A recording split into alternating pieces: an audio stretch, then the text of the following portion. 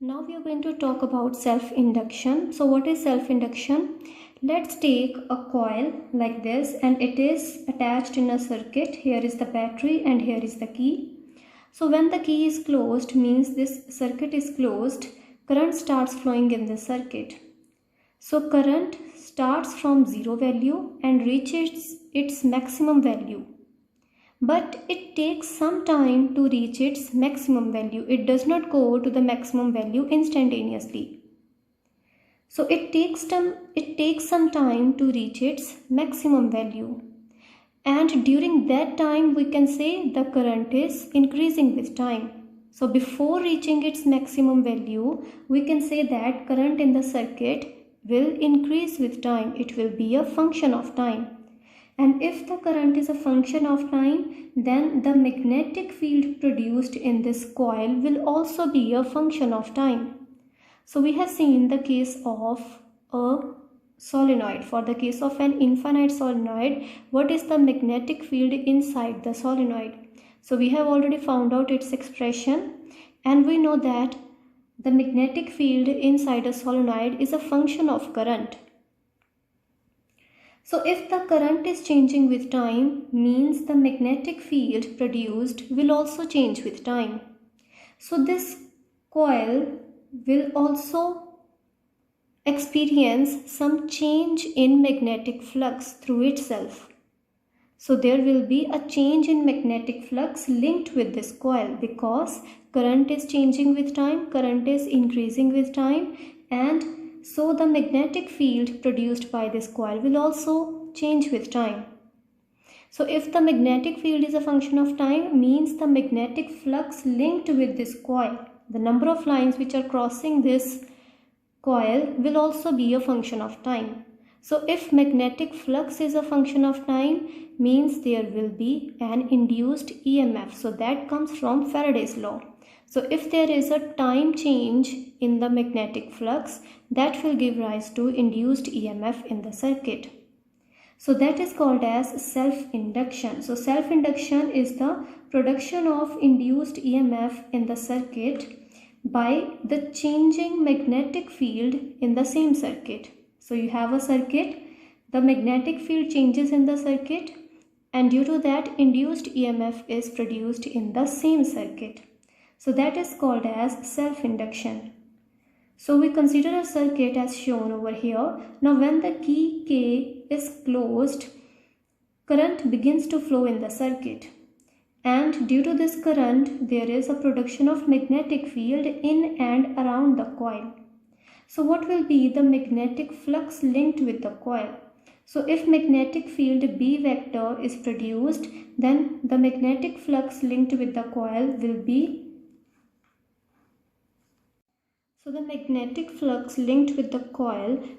given by the surface integration of magnetic field. So we have seen that if the current increases with time, means the current is changing with time, the magnetic field will change with time, and hence the magnetic flux linked with the circuit will also change with time. So magnetic field, as we know, is a function of current. So as the current increases, the magnetic field increases in this coil. So if the magnetic field increases, means the magnetic flux will also be a function of current. So magnetic field produced is a function of current. So that is directly proportional to current. More is the current, more will be the magnitude of magnetic field produced by this coil. And hence the magnetic flux will also be directly proportional to current. So magnetic flux will be directly proportional to current. So when you will remove this proportionality, you will insert a constant of proportionality which is represented by capital L, and this capital L is called as the self-inductance of the coil. So capital L into I. So flux, magnetic flux, which is linked with the circuit or linked with the coil, will be given by capital L into I, where L is the self-inductance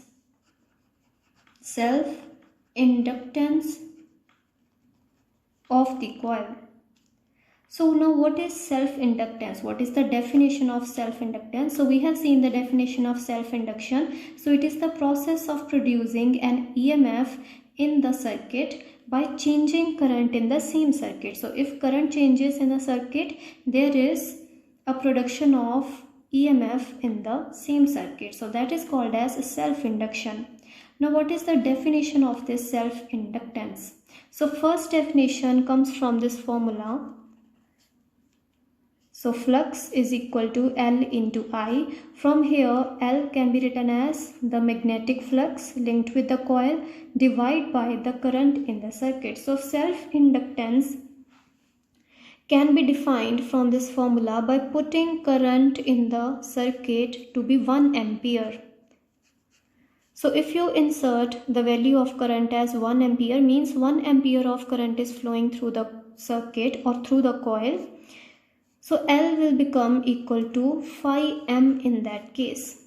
So how can you define self-inductance? Self-inductance can be defined as the magnetic flux linked with the coil when a unit current flows through it. So here you have put the value of current as unity.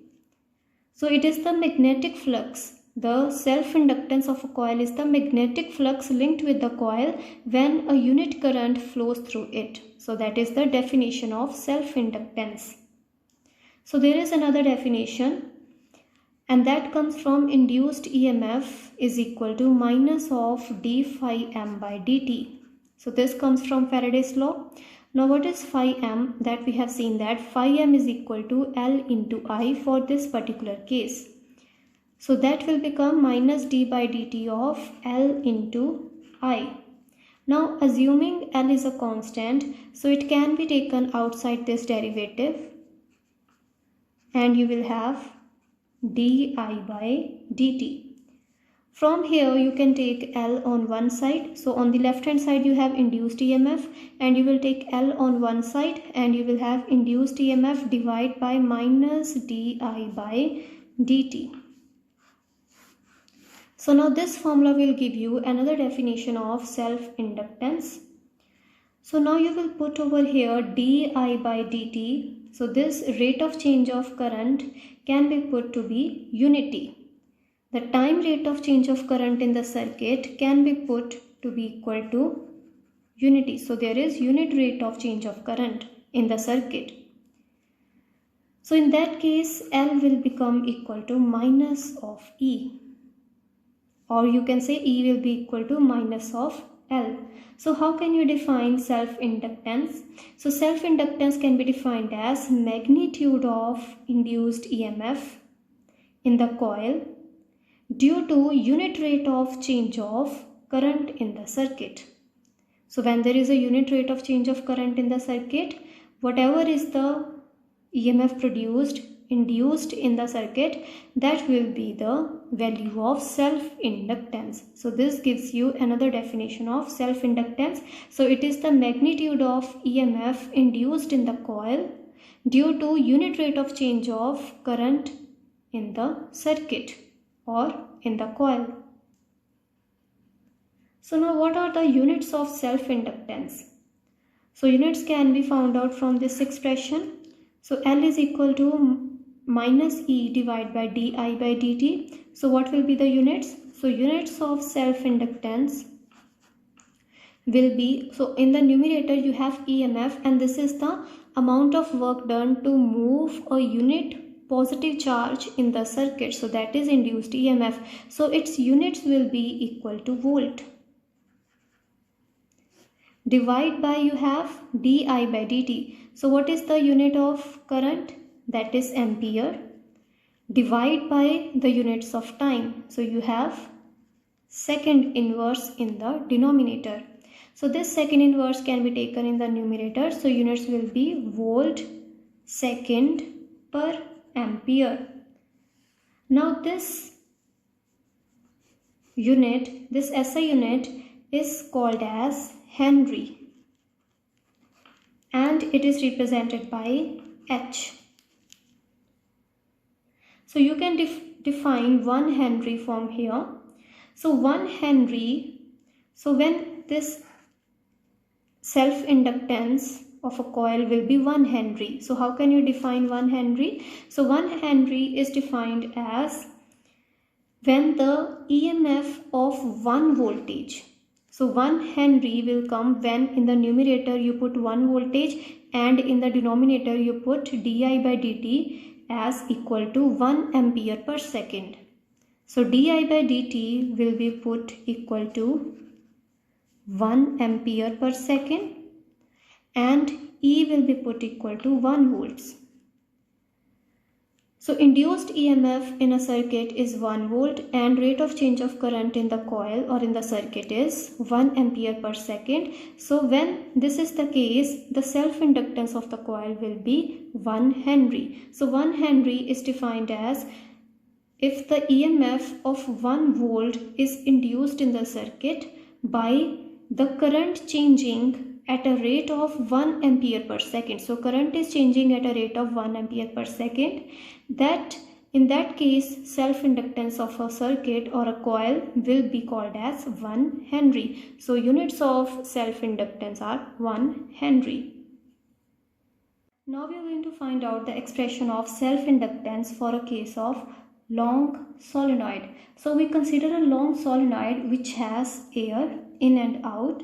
So inside and outside the solenoid we have air, and we consider that I is the amount of current which is flowing through this solenoid, and area of cross section of each turn, area of cross section is equal to capital A. And let's say the length of this solenoid is equal to small l, and we define n as number of turns in unit length of the solenoid. So if you take a unit length of the solenoid, number of turns in that portion of the solenoid is equal to n. So what will be the total number of turns in the whole solenoid? That will be represented by capital N, and that will be equal to small n, which is the number of turns in unit length times the total length. So that will give you total number of turns in this solenoid. So if I is the amount of current flowing through this solenoid, what will be the magnetic field? So the expression of magnetic field we have found out already. So magnetic field inside a solenoid is given by mu naught times n times capital I. So there is air core inside this solenoid. So magnetic field will be given by mu naught times n times the current.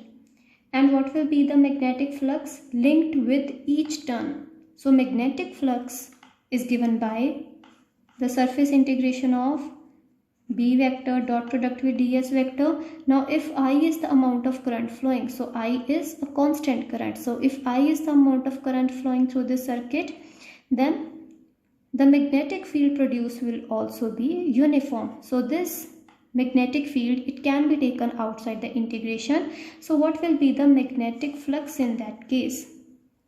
So in this particular case, magnetic flux will be just equal to B times the area of cross section of each turn. So magnetic field and ds vector, they will be parallel to each other. So as we know, inside the solenoid, the magnetic field lines, they are along the length of the solenoid. So B vector and ds vector. So ds vector is the area element on this cross section. So B vector and ds vector, they will be parallel to each other. So magnetic flux linked with each turn of the solenoid will be B into capital A. So that will be equal to, now what is the magnitude of magnetic field? Mu naught times n times I times area of cross section of each turn. Now this is the magnetic flux linked with each turn. What will be the magnetic flux linked with all the number of turns in the solenoid? So all the number of turns in the solenoid is equal to capital N. So magnetic flux, total magnetic flux. So let's represent the magnetic flux linked with a single coil by phi naught, and total magnetic flux linked with all the coils, all the turns in the coil will be given by the number of turns in the coil times phi naught, which is the magnetic flux linked with each turn. So that will be equal to, now what is the expression of capital N? Capital N is equal to N into small l. And what is phi naught? That is mu naught into N into I into area of cross section of each turn. So when you will solve it, you will get mu naught times N square L times capital A times current. So this is the magnetic flux linked with the whole solenoid with n number of turns of the solenoid, or you can call it as the whole solenoid. So now you will compare this equation with the equation that we have written on the previous page. So phi m, as we had written, is equal to L times the current flowing through the coil. So when you will compare these two equations, you can get the expression of self-inductance of the coil. So self-inductance of a long solenoid will be equal to mu naught times N square times L times capital A. Now let's suppose if the solenoid contains a medium inside it. So as we have supposed that this solenoid has an air core inside it. Now what if this solenoid contains a medium which has a relative permeability of mu r. So let's say there is some material present inside this solenoid and that material has a relative permeability of mu r. So what will be the expression of capital L in that case? So magnetic field in that case will be mu times N times capital I, where mu will be the permeability of this material. Mu r is the relative permeability, mu will be the permeability of the material which is present inside this solenoid. So magnetic field in that case will be just mu times N times I. Now what is mu? Mu divided by mu naught is equal to mu r. So this we have seen in the previous lectures. The relative permeability of a material is equal to permeability of the material divided by permeability of free space. So mu will be equal to mu r times mu naught. So magnetic field will be mu times N times I. So instead of mu naught times N times I, you will have mu times N times I as the magnetic field inside this solenoid. So mu can be written as mu r times mu naught times N as it is, current as it is. So from there, when you will solve, you will get the expression of self-inductance as mu r times mu naught times N square L times capital A. So all these steps will be the same. The difference will be in the expression of magnetic field. So when you will solve it, you will get the self-inductance of a solenoid with which contains a material of relative permeability of mu r. So self-inductance for that system will be given by this expression. So these results show us that the self-inductance of a solenoid, it depends upon the shape, the size and shape of the coil. As you can see, it depends upon L and capital A. So first conclusion is that the self-inductance, it depends upon the geometry of the coil. It depends upon the size and shape of the coil. Second thing that it depends upon is the permeability of the medium. So mu r into mu naught gives you mu. So mu will be mu r into mu naught. So the self-inductance depends upon the permeability of the medium which is present inside this solenoid. Then the last factor that this self-inductance depends on is the number of turns in the coil. So number of turns in unit length of a solenoid. So on that factor also this self-inductance depends upon.